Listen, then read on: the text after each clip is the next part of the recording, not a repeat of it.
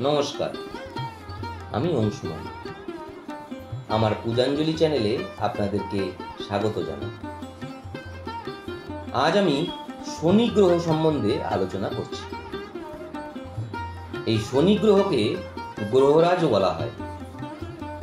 এই গ্রহের দশা যদি আপনাদের থাকে, সেই দশা আপনাদের কিভাবে মিটবে তার একটা প্রত্যক্ষ ধারণা আমি আপনাদের কাছে পরিবেশন করছি।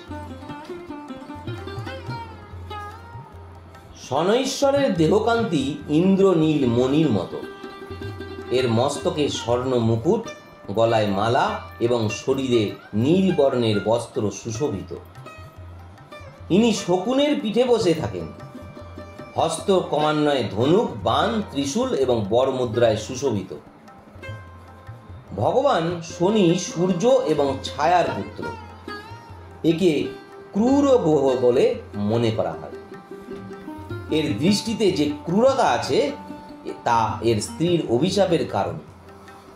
ব্রহ্মপুরাণে এই কথা এইভাবে বলা হয়েছে, শিশুকালেই শনি দেবতা ভগবান শ্রীকৃষ্ণের পরম ভক্ত ছিলেন। তিনি শ্রীকৃষ্ণের অনুরাগে মগ্ন থাকতেন। বয়স হলে এর বাবা চিত্ররথের মেয়ের সঙ্গে এর বিবাহ দেন। এর স্ত্রী সতী সাধ্বী এবং খুবই তেজস্বিনী ছিলেন। একদিন রাত্রে তিনি ঋতু স্নান করে পুত্র লাভের ইচ্ছায় শনির কাছে আসেন, কিন্তু শনি ঠাকুর শ্রীকৃষ্ণের ধ্যানে মগ্ন ছিলেন। এর বাইরের জগতের কোনো জ্ঞান ছিল না। স্ত্রীর অপেক্ষা করে ক্লান্ত হয়ে পড়েছিলেন। তার ঋতুকাল নিষ্ফলা হয়ে গেছিল। তাতে তিনি ক্রুদ্ধ হয়ে শনিদেবকে এই অভিশাপ দিয়েছিলেন যে আজ থেকে তুমি যার দিকে দৃষ্টি দেবে সে বিনষ্ট হয়ে যাবে। ধ্যান ভঙ্গ হওয়ার পর শনি ঠাকুর স্ত্রীকে শান্ত করেন। স্ত্রীরও নিজের ভুলের জন্য অনুশোচনা হয়েছিল, কিন্তু অভিশাপের প্রতিকারের শক্তি তার কাছে ছিল না। সেই সময় থেকে শনিদেব তার মাথা নিচু করেই থাকতেন, কেননা তিনি চাইতেন না যে তার দ্বারা কারো ক্ষতি হোক। জ্যোতিষশাস্ত্রের মতে শনি গ্রহ যদি কোথাও রোহিণী শকট ছেদন করেন, তাহলে পৃথিবীতে 12 বছর ঘোরতর দুর্ভিক্ষ দেখা দেবে এবং প্রাণীদের বেঁচে থাকা কঠিন হয়ে যাবে। শনি গ্রহ যখন রোহিণীকে ছেদন করে এগিয়ে যায়, তখন সেই যোগ উপস্থিত হয়। এই যোগ মহারাজ দশরথের সময় উপস্থিত হওয়ার আশঙ্কা দেখা দিয়েছিল। যখন জ্যোতিষীরা মহারাজ দশরথকে বলেছিলেন যে যদি শনির দশা এসে যায়, তাহলে প্রজারা অন্ন জলের অভাবে ছটফট করে মারা যাবে। প্রজাদের এই কষ্ট থেকে বাঁচাবার জন্য মহারাজ দশরথ তার রথে চড়ে নক্ষত্রমণ্ডলে গিয়েছিলেন।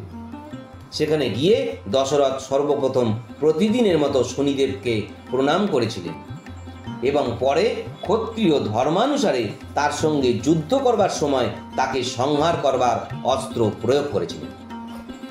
মহারাজের কর্তব্য নিষ্ঠায় শনিদেব প্রসন্ন এবং তাকে বর প্রার্থনা করতে বলেন।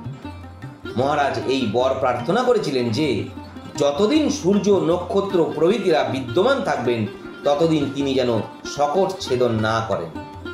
শনিদেব তাকে বর দিয়ে সন্তুষ্ট করেছিলেন। শনির অধিদেবতা প্রজাপতি ব্রহ্মা এবং প্রত্যধি দেবতা হলেন যম।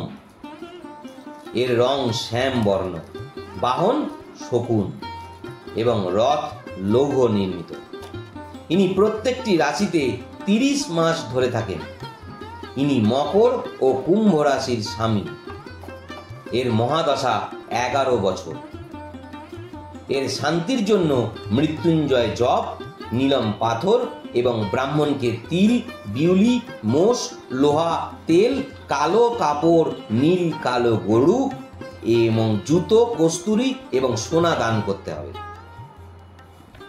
এর পৌরাণিক মন্ত্রটি আমি বলে দিচ্ছি।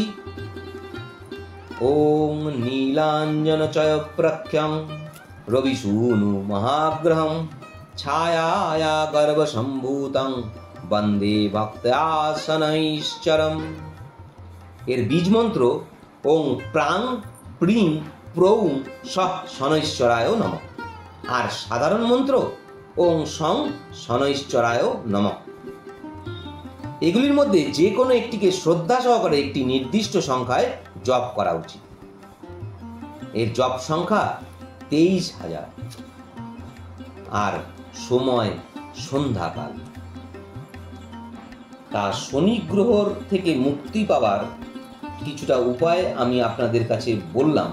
যদি বুঝতে অসুবিধা হয় অবশ্যই বিদ্বান ব্রাহ্মণ বা পুরোহিতের সংযোগ নেবেন, সহযোগিতা নেবেন। আজ এ পর্যন্তই। আগামী দিনে রাহু গ্রহ নিয়ে আসবো আপনাদের কাছে। নমস্কার।